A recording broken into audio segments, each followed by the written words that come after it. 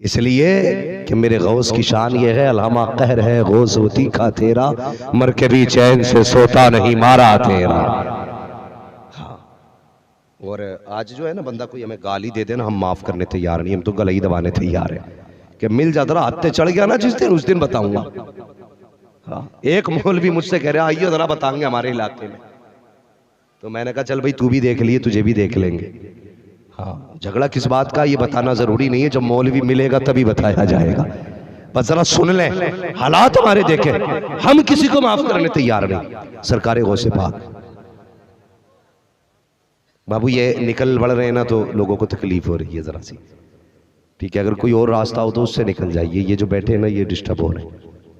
तो जो है 10 मिनट का टाइम आप लोगों के पास, अगर थक गए हो तो फिर सलाम पढ़ लिया जाए, क्योंकि मैं भी बुखारी आदमी हूं। जरा कह दे सुभान अल्लाह। मुझसे मेरे भाई ने एक फरमाइश भी की है, और वो फरमाइश भी इंशाल्लाह पूरी करनी है मुझे। हाँ, अल्लाह का शुक्र है भाई, दुनिया शायरों से फरमाइश करती है, हजरत यहाँ खतीब से भी लोग कहते हैं मौलवी वो तकरीर जरा सुना देना। तो वो भी इंशाल्लाह होगी, मगर जरा बात सुने जो मैं अर्ज करने लगा, गौर से सुने। हमारे दिल में जगह ही नहीं रह गई माफ करने की। सरकार गौसे पाक के जमाने में एक गवैया था, बड़े सुर में गाने गाता था, बहुत सुर में। पता चला आवाजों की कीमत पहले से ही लगा करती है, बड़े सुर में गाता था, लोग गाने सुनते पैसे देते। गौसे पाक फरमाने लगे सुन भाई, गाने गा के ना कमाया कर, ये हराम है। वो कहने लगा लो जी मेरी तरक्की से जलन हो रहे आई ने। जिलान का था ना वो, उसी बस्ती का था। कहने लगा लो जी मेरी तरक्की से जलन है। उसने नासुनी चौराहे पे कहने लगा लोगों से पाक अब्दुल कादिर जिलानी तो मुझसे जलते हैं, आप सुनते रहे, कभी कुछ नहीं कहा, कभी कुछ नहीं कहा, लेकिन जनाब कभी किसी चीज पे घमंड ना करना। दौलत है तो हमेशा के लिए नहीं है, जवानी है तो हमेशा के लिए नहीं है, गले के सुर है तो हमेशा के लिए नहीं है, तकरीर का फन है तो हमेशा के लिए नहीं है, सीने की ताकत है तो हमेशा के लिए नहीं है। जब तक उसने दी है तब तक है, वो जब चाहेगा उस दिन गिरा देगा, और जब वो गिरा देगा कोई माई कला उठा नहीं सकता है, और जब वो उठाने पे आता है तो कोई गिरा नहीं सकता है। आप फरमाने लगे गाने ना गाया कर। उसने कहा लो जी ये तो चिढ़ने लगे हैं। वो बड़े शौक से गाने गाता रहा, लेकिन याद रखिए हर चीज का एक वक्त होता है, हर कमाल का सवाल, हर कमाल का एक सवाल है, हर बुलंदी के लिए एक सवाल आता है। एक दिन ऐसा भी आया, उम्र ढलने लगी, गला बैठने लगा, अब आवाज काम छोड़ गई, लोगों ने बुलाना छोड़ लिया, कमाई बंद हो गई, बच्चों ने कमाई के लिए बुलाना बंद कर दिया, जब घर में रखना बंद कर दिया, इसने कमाई देनी बंद की, बच्चों ने खर्चा देना बंद कर दिया। जब बच्चों ने खर्चा देना बंद किया, दर-बदर की ठोकरें खाता रहा, बीमार पड़ गया, मौत के करीब आया। इसने सोचा लोग इतनी नफरत करते हैं, पता चल गया ये पूरी जिंदगी गौसे पाक को गाली देता रहा है, लोगों ने नफरत करना शुरू कर दी, कोई करीब आने तैयार न था। इसने सोचा अगर मर गया तो कोई कांदा देने नहीं आएगा, चलो चल के कब्रिस्तान में मर जाते हैं, भले कोई कांदा ना दे, अगर मरेंगे तो कब्रिस्तान ही में मरेंगे। ये सोच के जाके बैठ गया। इत्तेफाक से उसी वक्त में कब्रिस्तान के दरवाजे से गुजर पीरे पीरा मीरे मीरा शाह जीला पीरे लासानी सैयदना शेख अब्दुल कादिर जिलानी हुजूर गौसे पाक का गुजर हो जाता है। आपकी निगाह उठी है, क्या देखते हैं? ये वही है जो जिंदगी भर गाली देता रहा है, आज इसके बदन पे मक्खियां है, कोई इसे पूछने के लिए तैयार नहीं है। आपने गर्दन झुकाई है, अपने मदरसे में तशरीफ लाए हैं, और एक बात कान खोल के सुनिए, दुनिया के सबसे बड़े पीर को जो मुस्तफा के बाद है, जिसने ये कहा है कदमी आज ही अला रकबती कुल्ली वली अल्लाह, उस पीर को गौसे आजम कहा जाता है। जानते हो सिर्फ विलायत के डोल नहीं थे, इतने बड़े आलिम थे, इतने बड़े आलिम थे कि 37 साल तक आपने मुस्तफा की हदीसें पढ़ाई है। कितने साल तक? आज जिसे बिस्मिल्लाह नहीं आती वो कहता मौलवी की राह अलग, फकीर की अलग। आबरू लूट ली बेगैरतों ने। विलायत की पहली सीढ़ी का नाम इल्म है, अगर इल्म नहीं तो वली नहीं, ये बात अलग है। कभी कभी इल्म अताई होता है, कभी कभी कसबी होता है। अताई वो गए पढ़ने न गए, खुदा ने बख्श दिया। कसबी वो होता है मदरसे में पढ़ के हासिल किया। समझ गए ना मेरी बात? ही मैंने मोटे अंदाज में बताई है, ये बात जहन में रखी। तो 37 साल आपने दरसगाह में बैठ के पढ़ाया, इतना इल्म था। आप आए मदरसे में, अपने शागिर्द को बुलाया, बुला के कहने लगे सुनो। कहा क्या? सोने के सिक्कों की थैली उठाई। काय के सिक्के? जोर से बोल रहे हैं, सोने के सिक्के।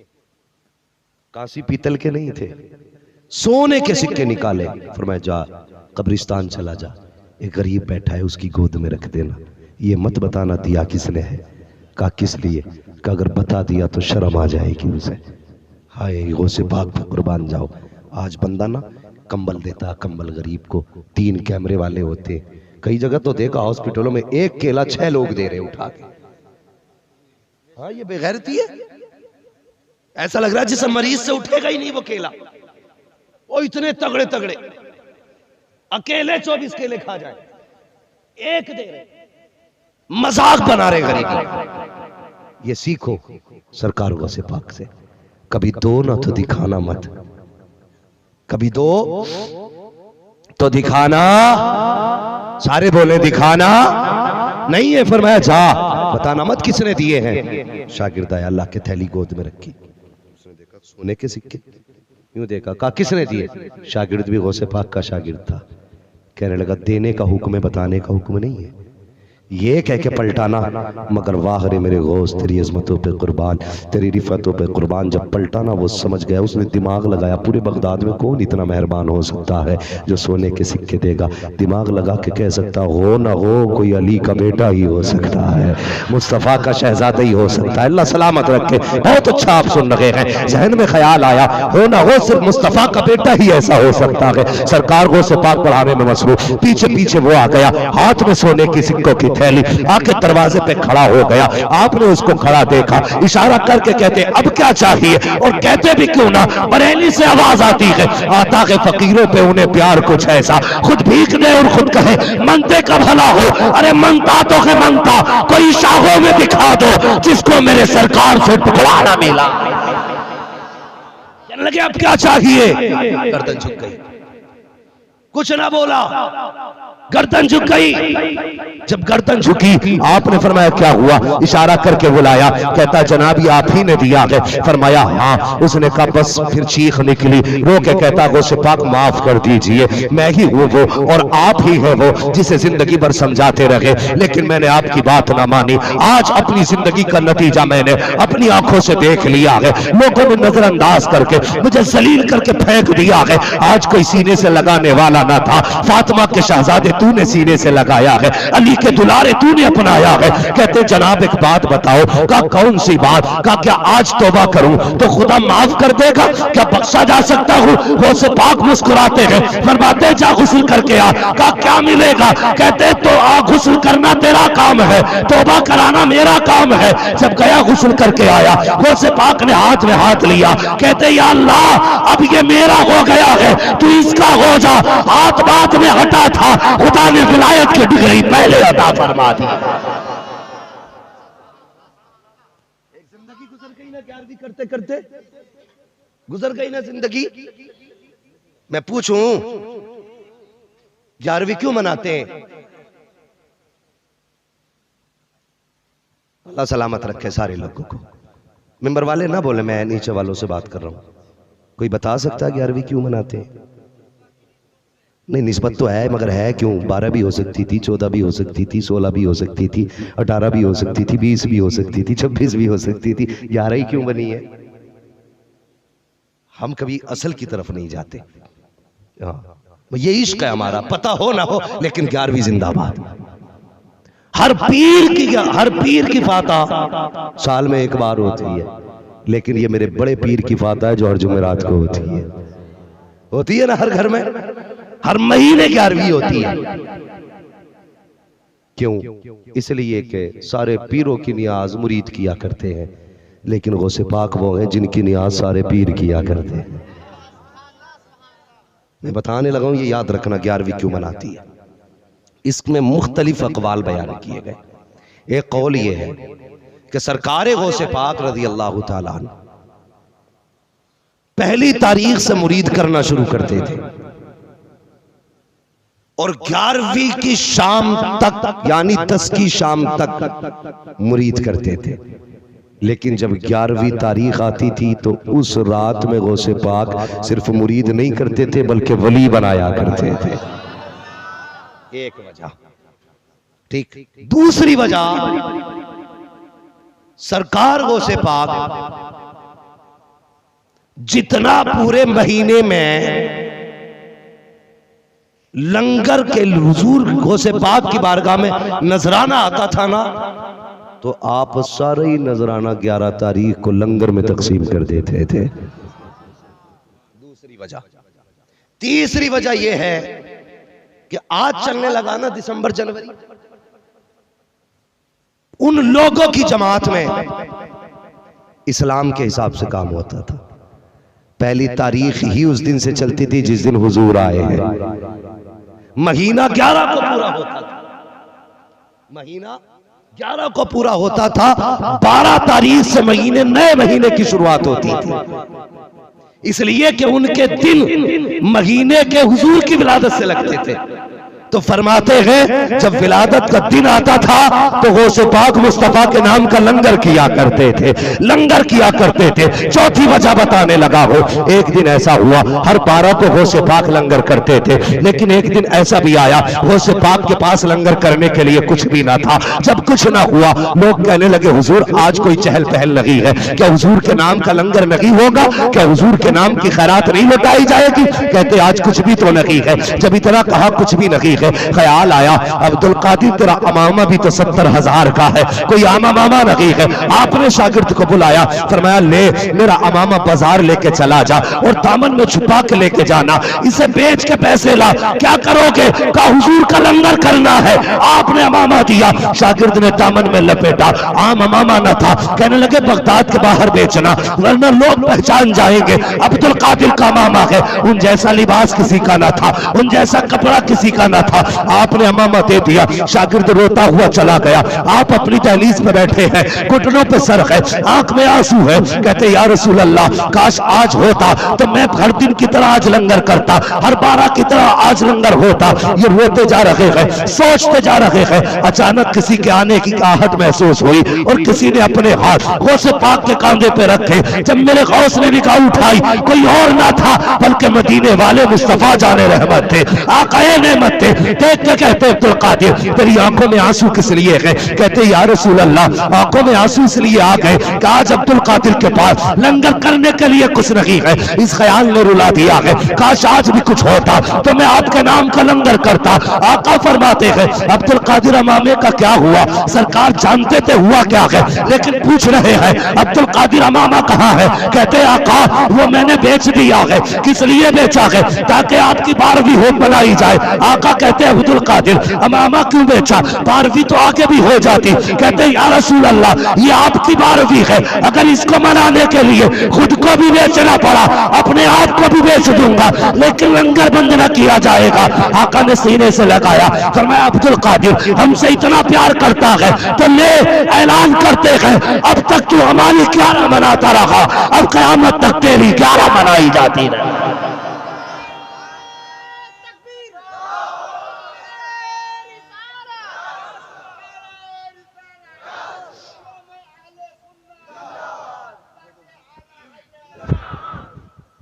समझ गए ना? इसलिए 11वीं होती है गौस की, लंगर मुस्तफा का है 11वीं गौस की। अब करेंगे ना इंशाअल्लाह 11वीं, करते तो सारे ही हैं लेकिन और मजबूती से 11वीं करेंगे। बोलो इंशाअल्लाह। अगर बात बयान करने लगो नीरी लंबी हो जाएगी।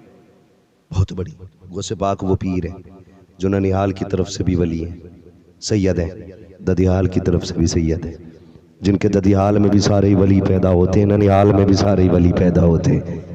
इतनी बड़ी जात है। इनकी फूफी थी ना गौसे पाक की, नाम आयशा था।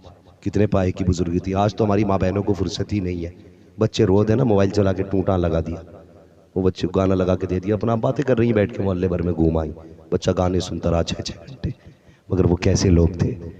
बारिश नहीं हुई ना जिलान में, लोग कहने लगे क्या हुआ बारिश नहीं हो रही है, बारिश नहीं हो रही है। तो लोग कहने लगे यार चलो ना बारिश हो जाएगी। गौसे पाक के घर पे चलते, कहा क्यों? का उनकी फूफी बड़ी पारसा है। आए कहने लगे सैयदा बारिश नहीं हो रही है। कहती हैं सूख गई, जानवर प्यासे मरने लगे, दुआ कर दे अल्लाह बारिश कर दे। आपने झाड़ू उठाई, पूरे घर में झाड़ू लगा दी और आसमान की तरफ देख के कहने लगे अल्लाह झाड़ू मैंने लगा दिए, छिड़काव तू कर दे। इतना कहने की देर थी, पूरे बगदाद में बारिश हो रही थी। ये घराना है मेरे गौस का, ये घराना। और फिर आपका तो कमाल ही क्या है, कसम खुदा की पूरी जिंदगी गौसे पाक को पढ़ते जाइए, समझ में ही नहीं आएगी, आते ही नहीं समझ में है क्या गौसे पाक। सोचिए तो सही, सोचिए कितनी पावर अल्लाह ने गौसे पाक को दी है, कितनी पावर। बाप का इंतकाल हुआ, माँ लेके पहुंच गई नाना के पास, अब्दुल्ला सुमई के पास, लो लाल मेरा है परवरिश करो। आप परवरिश करने लगे, पाए के बुजुर्ग अब्दुल्ला सुमई घर के अंदर थे, खातून आई बच्चा लेके, हुजूर बीमार है इकलौता है, दुआ कर दे शिफा मिल जाए। आपने यूं देखा, किसने? नाना ने। किसने? नाना ने। अब्दुल्ला सुमई ने यूं देखा, कहने लगे ले जा, इसकी जिंदगी नहीं, खत्म हो गई, इसको मौत आने वाली है। इतना कहा, हिचकी ली, बच्चा खत्म। औरत का इकलौता बेटा था, चीख निकल गई, वापस जाने लगी। जाते जाते ना रोते हुए गौसे पाक ने देखा, फरमाया अब माँ क्या बात है, आज तक तो कोई रोता हुआ गया नहीं, तू क्यों रो रही है? उसने बात बताई, कहने लगी मैं गई थी तुम्हारे नाना के पास, लेकिन क्या बताऊं, उन्होंने कह दिया बच्चे की लोहे महफूज पे ही जिंदगी नहीं है। आपने यूं देखा, कहने लगे वो कह रहे नहीं है, देख तेरी गोद में बच्चा खेल रहा है। माँ ने बच्चे के चेहरे से दुपट्टा हटाया ना, बच्चा मुस्कुरा रहा था, और लेके अंदर गई अब्दुल्ला सुमई के पास। कहने लगी जनाब तुमने तो कहा था मेरे बेटे की लोहे महफूज पे भी जिंदगी खत्म हो गई है, ये तो जिंदा है।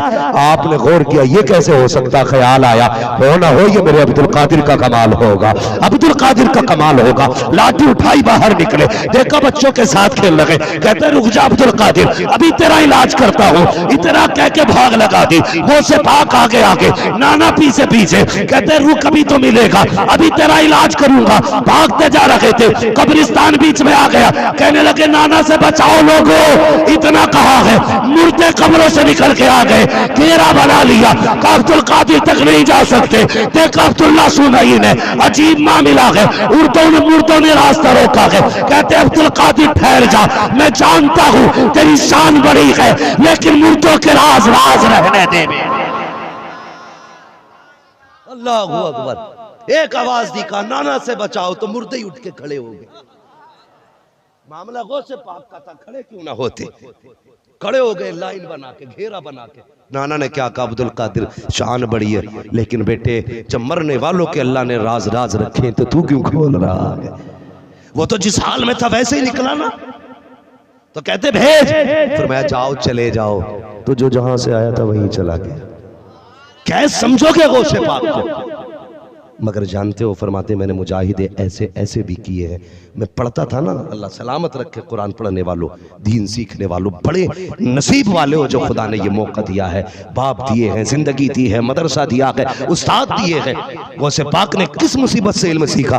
फरमाते इतनी भूख हो जाती थी कभी कभी कि मैं जब पढ़ रहा था ना तो बेहोश हो जाता था, और ऐसी हालत हो जाती थी कि लोग मुर्दा समझ के गुस्ल देने के लिए लेके जाया करते थे। कहते ये कंडीशन हो जाती थी। लेकिन कहते मुझे भूख कभी इतनी भी बढ़ जाती थी, इतनी बढ़ जाती थी भूख कि लोग अपने मुंह में लुकमा लेके जाते थे, मेरा मुंह खुल जाया करता था। ये आलम होती थी भूख की। कहते मैंने सब कुछ बर्दाश्त किया, लेकिन मुस्तफा का दीन नहीं छोड़ा है। कहते दरस्तुल इल्म हत्तु सिर्फ कुतबा, हत्ता सिर्फ कुतबा, मैंने इतना पढ़ा कि खुदा ने कुतबियत की डिग्री दे दी। और फरमाते लोगों वो और होंगे जिनकी हुकूमत जमीन पे चलती है, अब्दुल कादिर वो है जिसकी हुकूमत जमीन पे भी चलती है, जमीनों के नीचे भी चला कर।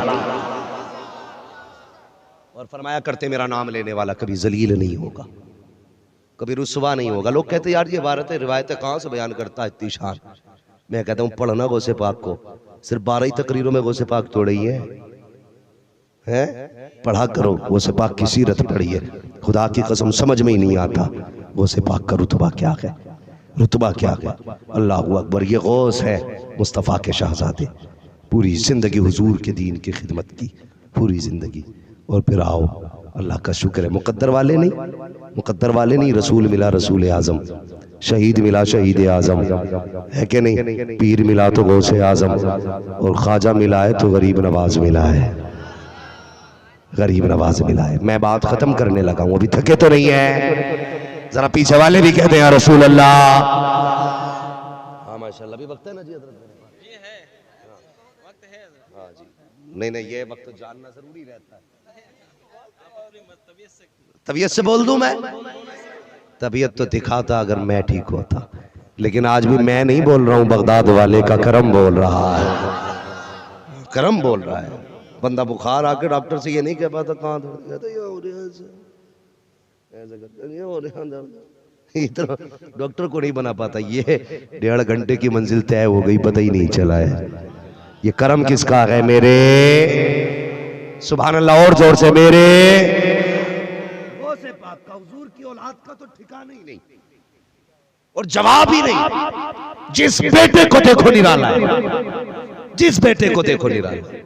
कसम खुदा की, अगर गौस का भी जवाब नहीं तो जवाब अजमेर वाले बाबा का भी नहीं है, अजमेर वाले बाबा का भी जवाब नहीं है। हाँ सुनो, कौन अजमेर वाले बाबा? लोग कहते हैं जी घर वापसी करो, मैं कहता कर तो लेंगे, पहले घर बता किधर है। घर वापसी का मतलब क्या? घर तो फिर जन्नत है, वहां जाएंगे ना, हम तो आदम की औलाद है, तो हमारा घर तो उधर ही है, फिर इधर ही कहां से आ गया भाई? ये कल भी भारत हमारा था, आज भी हमारा है, कल भी हमारा ही रहेगा। हमने इसके लिए कुर्बानी दी है, कोई छोले नहीं बेचे यहाँ पे, पकौड़े बेच के भारत नहीं बनाया, हमने अपने बुजुर्गों के सर दिए, अशफाकुल्ला खान जैसा जवान दिया है। हाँ हमने इस जमीन को, अब देखो तो बड़े बड़े आशिक जमीन को दिए हैं, तब जाके हमने देश आजाद कराया है। कल भी हमारा था भारत, आज भी हमारा है। कल भी तुम दुश्मन थे, आज भी हो। ना हम कल डरे थे ना आज डरे। मोहब्बत से मांगो तो जान दे देंगे, अगर हक की बुनियाद पे आए तो 1 इंच नहीं देंगे। पूरा भारत हमारा है, बोलो है क्या नहीं? मैंने तो एक बार कहा था, लोग कहते ही आतंकवादी मुसलमान होते, मैंने कहा खड़ा कर जरा सीमा पे सारे मुसलमान खड़ा कर दे, चूहा का बच्चा पर मार जाए तो नाम बदल देना, खड़े तो करो ना। ये नफरत है क्यों? भारत सबका है तो फिर हमारा भी है क्या नहीं? भारत के सिसकते हुए, कहते वो कहा था नहीं, कहते हैं ये भारत के सिसकते हुए मंजर ख्वाजा पिया के ख्वाब की ताबीर नहीं है, हर धर्म के लोगों का यहाँ हक है बराबर, भारत किसी के बाप की जागीर नहीं है। इसी भारत की तारीख बयान करने लगा हूं। आए थे हमारे ख्वाजा, फौज लेके आए थे, बोलो फौज लेके आए थे, तोप लेके आए थे, तलवार लेके आए थे, तीर कमान कुछ भी नहीं, एक हाथ में कुरान मुस्तफा, दूसरे हाथ में निजाम मुस्तफा। ये 2 चीज है। और एक बात तुम्हें बता दूं, हमारी नमाजों से काफिर मुसलमान नहीं होंगे, हमारे रोजे देख करके उनके दिल में ईमान की मोहब्बत नहीं जागेगी, हमारे हज देख के उनको ईमान से प्यार नहीं होगा, हमारी ज़कात देख के प्यार नहीं होगा, अलबत्ता हमारा अखलाक देख के ईमान से प्यार हो जाएगा। यही सबसे बड़ी तलवार थी और ये सबसे बड़ी पावर थी। गरीब नवाज लेके आए थे। कुर्बान जाओ गरीब नवाज की अजमतों पर, अल्लाह अकबर। कौन गरीब नवाज? आज तो लोग पार्टियां बना लेते, कहते नहीं जी इसे रक्षे में मत बैठाना, इसकी दुकान से कुछ मत लेना, उससे सब्जी मत खरीदना, उसका कपड़ा मत लेना।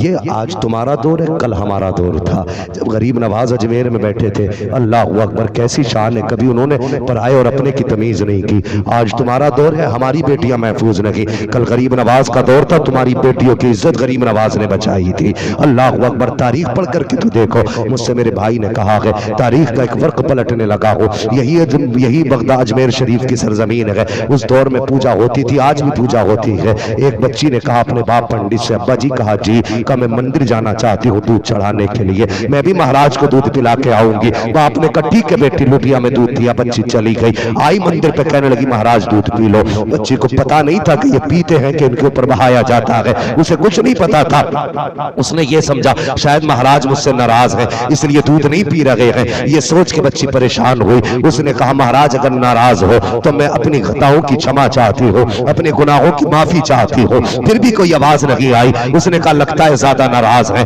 उसने उसके पैर भी पत्थर के थे, अपना सर पत्थरों में मारना शुरू कर दिया। कहा ये मेरा फैसला है, अगर तुम राजी नहीं होगे तो अपनी जान तुम्हारे कदमों पे दे दूंगी, लेकिन जाऊंगी जब जब दूध पी लोगे। ये रो करके उसने सर मारना शुरू किया, सर फटा, खून बहने लगा। अचानक उसी गली गली से गरीब नवाज का गुजर हो जाता है। बच्ची को सर मारते देखा, अंदर तशरीफ लाए, आपने बच्ची के सर की जगह हाथ लगाया। बच्ची ने महसूस किया ये क्या है। जब उठ के देखा ना सफेद दाढ़ी वाला बाबा मुस्कुरा रहा था। कहने लगी बाबा तू कौन है? आपने कहा बेटी तू बता मामला क्या है। बच्ची ने कहा जनाब ये हमारे मजहब का मामला है। आप क्या करोगे पूछ करके? ये हमारे धर्म का मामला है, आप चाहिए। फरमाते तू बता बेटी, हो सकता है मैं तेरे काम आ जाऊं। बच्ची ने कहा अच्छा। कहा सुनो फिर बात ये है, मैं दूध पिलाने आई थी, लगता है हमारे खुदा नाराज है, ये दूध नहीं पी रहे हैं। गरीब नवाज ने ये नहीं कहा था ये दूध नहीं पीते हैं, वापस चली जा, ये पत्थर है, ये नहीं कहा था। फरमाते बेटी फिर? कहा मैंने कसम खाई है पहले दूध पिलाऊंगी तब जाऊंगी,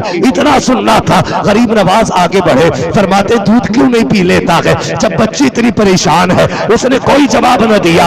आपने फिर फरमाया आवाज नहीं आई दूध क्यों नहीं पी लेता है? उसने फिर कोई जवाब न दिया। आप आगे बढ़े, कान पकड़ा, कहते दूध क्यों नहीं पी लेता है? जैसे कान पकड़ा है कितने हाथ बढ़ाए हैं, दूध पीना शुरू कर दिया।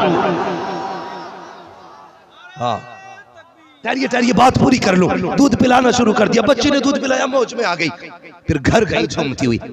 गांव वाले भी अजीब होते हैं, खून देगा ना तो अपना वो लगाने लगे गणित, कहां फूटा होगा सर, किसी ने पकड़ लिया होगा, किसी ने इज्जत लूटी होगी।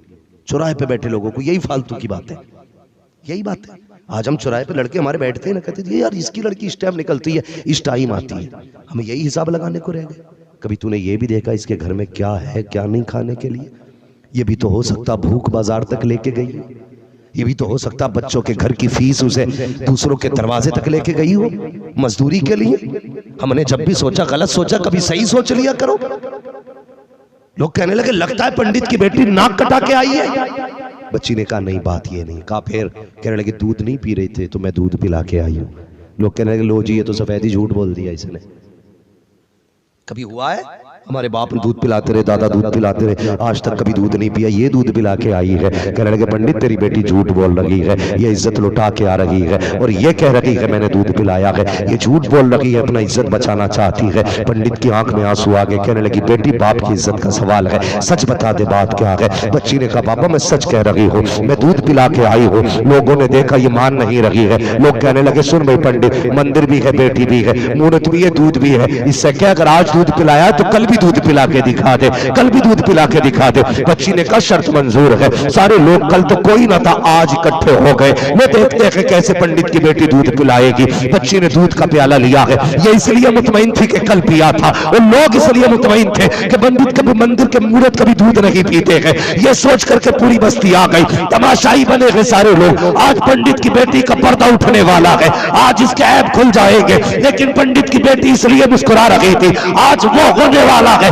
जो कभी नहीं हुआ है। पंडित की बेटी आई है, दूध का प्याला लिया है, मंदिर के चारों तरफ भीड़ है, लोग खड़े हो जाते हैं। बच्ची ने दूध का प्याला आगे बढ़ाया, कहते लो महाराज दूध पी लीजिए। उससे कोई जवाब नहीं आया। कहा मैं कल वाली हूँ जो कल दूध पिला के गई थी। फिर कोई जवाब नहीं आया। फिर तीसरी बार उसने कहा दूध क्यों नहीं पीते हो, जब कल पिया के आज क्यों नहीं पीते? पूरे लोगों ने टट्टा लगाया, कहकार लगा के कहते हैं देख पंडित हमने कहा था तेरी बेटी झूठ बोल रही है, ये दूध नहीं पी सकते हैं, न इन्होंने पहले दूध पिया न कल पिया, तेरी बेटी ने मुंह काला कराया है। जब इतना सुना है बच्ची के अरमानों को आग लग गई, हसरतों का जनाजा निकला, चलान आया, बच्ची आगे बढ़ी, कहती दूध पीता है, ये कल वाले बाबा को बुलाना पड़ेगा। इतना कहना था, दूध पीना शुरू कर दिया। लोगों ने कहा बेटी ये कल वाला बाबा कौन है? कहा मैं नहीं जानती, लेकिन इतना पता है उसके चेहरे को देखा तो खुदा याद आ रहा था, किरदार देखा तो मुस्तफा याद आ रहा था।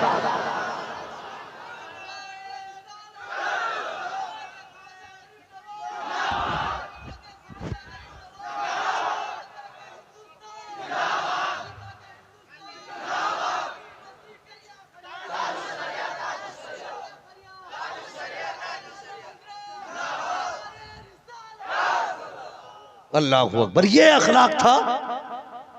कहा बेटी बेटी होती है। लोग कहने लगे जी किधर गए? बच्ची ने कहा बस इधर ही गए। सब लोगों ने छोड़ा, सामान बाग लगा दी। एक पेड़ के नीचे मेरा गरीब नवाज बैठा है और अपने रब की इबादत में मसरूफ। लोग जाके कहने लगे भगवान हो? कहने लगे नहीं। कहने लगे फिर पत्थर क्यों बोला? कहने लगे मैं जिसको मानता हूं तुम भी उसी का मानो, तुम्हारी भी मर्जी से पत्थर बोलने लग जाएंगे। कहा वो कौन है?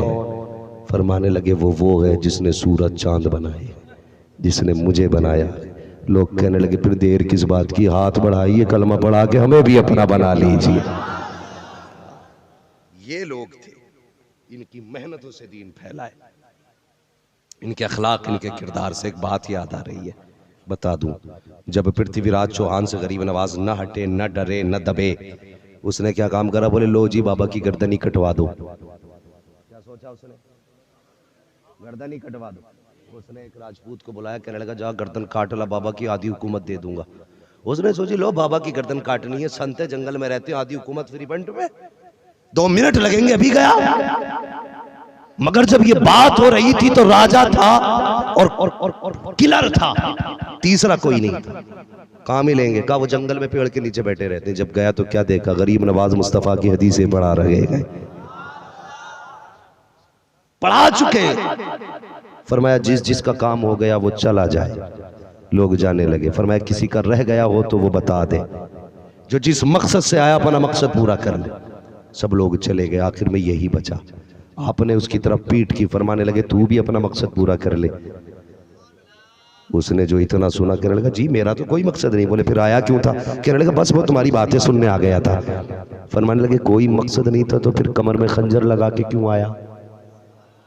उसने कहा जी हम ठहरे राजपूत, हम तो खंजर लगा के चलते हैं, ये हमारी शान है। फरमाने लगे चल खंजर लगाना शान है, राजा ने जो महल में तुझसे बात की थी कि गर्दन के बदले में आधी हुकूमत, क्या वो भी शान है?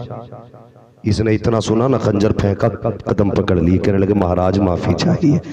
समझ गया तुम कोई आम नहीं हो, वहां राजा था और मैं था, कोई तीसरा ना था, इसलिए मैं चाहता हूं मुझे माफ कर दिया जाए। गरीब नवाज रहमतुल्लाह तआला अलैह आपके कदमों पे पड़ा है। इसने खंजर उठाया, गरीब नवाज के हवाले किया। कहने लगा लो जनाब मैं जीना नहीं चाहता, ऐसे पवित्र इंसान का गला काटने आ गया मैं, जो दिलों के हाल जानता है। लो मेरे खंजर से मेरा गला काट दो। आपने खंजर हाथ में लिया, उसके बाद वापस किया। फरमाने लगे जा, हम बदला नहीं लिया करते, हम माफ किया करते हैं। फरमाने लगे जा, माफ कर दिया। कहने लगे कातिल को माफ कर दिया? कहा हाँ। कहा फिर ये मजहब किसने दिया? कहा मेरे हुजूर ने दिया है। उसने छुरी फेंकी, कहने लगा छोड़ो राजा जाए भाड़ में, मुझे भी हाथ पड़ा के उसी रसूल का बना दो जिसके आप। ये अखलाक थे। आज हमारे अखलाक नहीं, आज माफ करने का हमारे बीच जज्बा ही खत्म हो गया।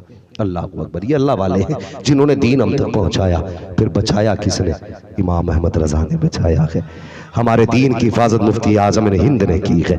हमारे अकीदे की हिफाजत मसरूर मिल्लत ने की है। हमारे अकीदे की हिफाजत ताज शरीयत ने की है। हमारे अकीदे की हिफाजत मुजाहिद मिल्लत ने की है। हमारे अकीदे की हिफाजत आप देखो इन लोगों ने की है। यही वजह है ये मज़ारों में लेटे हैं, बातें इनकी जमीनों के ऊपर हो रही है। कितने ऐसे हैं जिनके महलों में चिराग जलते थे, लोग जिनके दाएं बाएं रहते थे, लेकिन आज जाके देखो कब्रों पे कोई चिराग जलाने वाला नहीं है। लेकिन ये वो है जो जमीनों पे भूखे रखे हैं, आज जमीन के नीचे है, लेकिन मज़ारों पे मेले लग रहे हैं। जाके पूछो तो सही कौन सी जिंदगी जी के गए हो जो जाने के बाद भी जिंदा हो? आवाज आएगी हम जब भी जिए हैं अपने लिए नहीं, अगर जिए हैं तो मदीने वाले मुस्तफा के लिए जिए। हाँ मैं भी 8-10 दिन हुए हैं मीरानपुर कटरा शरीफ में तकरीर करने के लिए गया। उसी जगह पे मुझसे लोगों ने कहा आपको आला हजरत में बोलना है। मैंने कहा वाह रे मीरान वालों, तुम्हारी अजमतों को सलाम, बस्ती तुम्हारी है, बातें इमाम अहमद रजा की हो रही है। ये खेल तो नीचे वालों ने बिगाड़ दिया ना, कई जगह नीचे वालों ने गड़बड़ कर दिया। ऊपर वालों में बड़ा प्यार था, नीचे वालों ने पच्चे लगा लगा के ना। कभी कभी ऐसा होता, मैं अक्सर कहता हूं चाय इतनी गर्म नहीं होती है जितनी केतली गर्म हो जाती है। पीर तो कह रहा है इनसे बचना, मुरीद कह रहा है पीर ने कहा काफिर हो जाएगा इसे छू दिया तो। ये होता है केतली से ज्यादा, चाय से ज्यादा केतली गर्म हो जाती है। हाँ तो बड़ों की बातें बड़ों तक रहनी चाहिए, छोटों में नहीं आनी चाहिए। उनकी गली में अहमद रजा की बात है और उनका नौकर मसरूर की बातें कर रहा है। मजबूर होके नहीं, खुश होके कर रहा हूं। आज भी जाके देखो जब चढ़ते ना उस पे ब्रिज पे, कसम खुदा की बड़े बड़े अमीरों के महलों में इतना पैसा नहीं लगा जितना उनके मजार में लगा हुआ है। कभी गए हो ना, जाया करते हो, जाया करो। अल्लाह वालों की वो जात है जो यहां भी काम आती है, वहां भी जोर से, वहां भी काम आती है। लेकिन उन्होंने क्या किया, क्या किया इन्होंने? यही किया, पूरी जिंदगी नबी नबी के गीत गाए हैं। हम तक हुजूर के अखलाक किरदार को इन्हीं ने पहुंचाया है। अगर ये ना होते, इन्होंने हमारे हाथ न थामे होते, हो सकता कोई कौवे की बिरयानी खा रहा होता, कोई छोटे भाई का पजामा पहन के घूम रहा होता, कोई बड़े भाई के कुर्ते में होता, पता नहीं कोई तवे पे माथा रख के बैठा होता। कब डब्बा पड़ेगा, कब चमकेगा? अबे ये नहीं चमकते, इश्क कल मुस्तफा से दिल चमकने लग जाया करता। आला हजरत क्या कहते हैं? इश्क तेरे सदके जलने से छुटे सस्ते, जो आग बुझा देगी वो आग लगाई है। अल्लाह सलामत रखे जिन्होंने ये जलसा किया।